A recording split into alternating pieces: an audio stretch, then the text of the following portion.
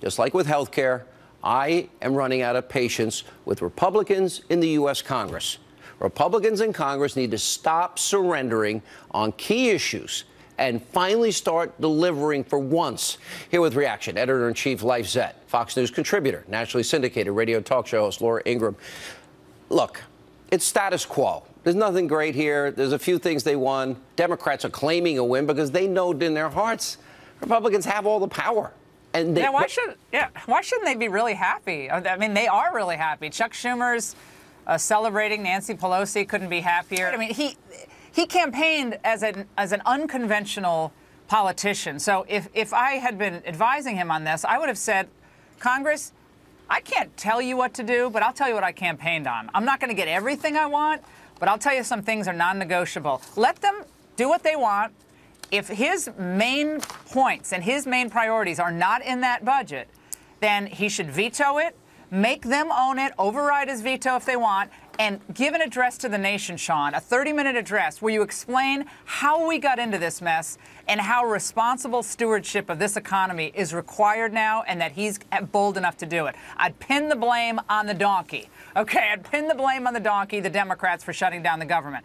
That would have been unconventional. That's why he won, to be an unconventional, anti-corruptocrat politician. And instead, too much of it was farmed out to the Republicans, who always, at the end, give in to the Democrats because they're cowering over a government shutdown. It's ludicrous. You've pointed this out for the last several nights, and it's a real disappointment. You know, Laura, I'm willing to cut the president a little more slack because he's checking off a lot of promises that he's made, and he's got a lot of priorities now, not the least of which is these guys, because they've been so incompetent. Now, we're still dealing with the Obamacare bill, maybe this week.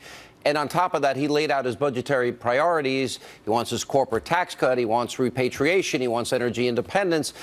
He wants 7 brackets to 3. He wants middle-class tax cuts. You're more patient than I am. You're more patient than I am. I don't think I'm a not 1,700. patient. I'm frustrated with Republicans in Congress. Yeah, well, yeah, I mean, but he's the chief executive officer of the United States of America. I'm telling you, if Obama had presided over, which he did, 1,500-page continuing resolutions filled with nonsense. A couple of good things for sure. but who's counting?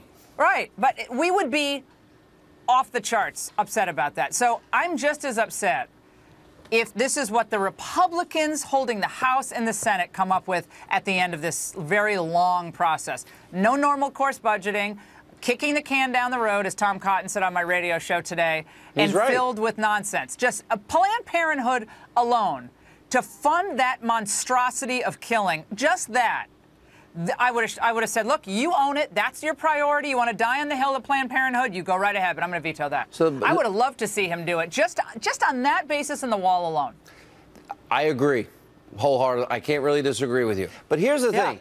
If the Republicans fear another government shutdown and they can't get health care done and they can't get the president's economic plan over the finish line, it's over.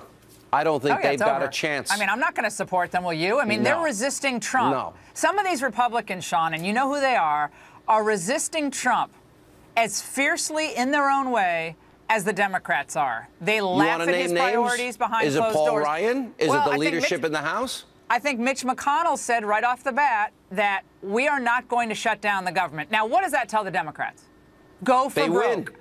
They win right off the bat. It's like unilateral disarmament. We didn't do that with the Soviets, but we're going to do that with this monstrosity of $1 trillion continuing resolution. It's lunacy for the Republicans to hang themselves on this. I know you get border funding, you get military funding. Make the Democrats own this. He could have done that with an address to the nation. Reagan did it time and again to make his point, how we got into this mess and how his policies are going to get us out of this mess. That would be really powerful. I'd do an address to the nation, 30-minute address, and say, I'm willing to fund the government. Of course we should fund the government. The Democrats refuse to do this. I'm vetoing this legislation. Can't get health care passed this week. I don't even want to say next week to give him the option. Why is he there? Yeah, if he can't get, if he cannot quarterback the agenda that won in November, Trump won in November on his agenda. It wasn't just because of Hillary being a bad candidate. Who replaces him? People wanted change. They didn't want Paul Ryan's. They didn't vote for a better way. They voted for Donald Trump's populist agenda. That's what they voted for. Who would you, if he doesn't get this done, who should replace him? I think you have to have someone who's a fighter. Throughout, maybe someone, I don't know. I mean, someone like Jim Jordan. I mean, I'd be willing to entertain a lot of names, but it's nothing personal. This is just, can you put points on the board or not? If you can't put points on the board, you can't be the quarterback. That's it.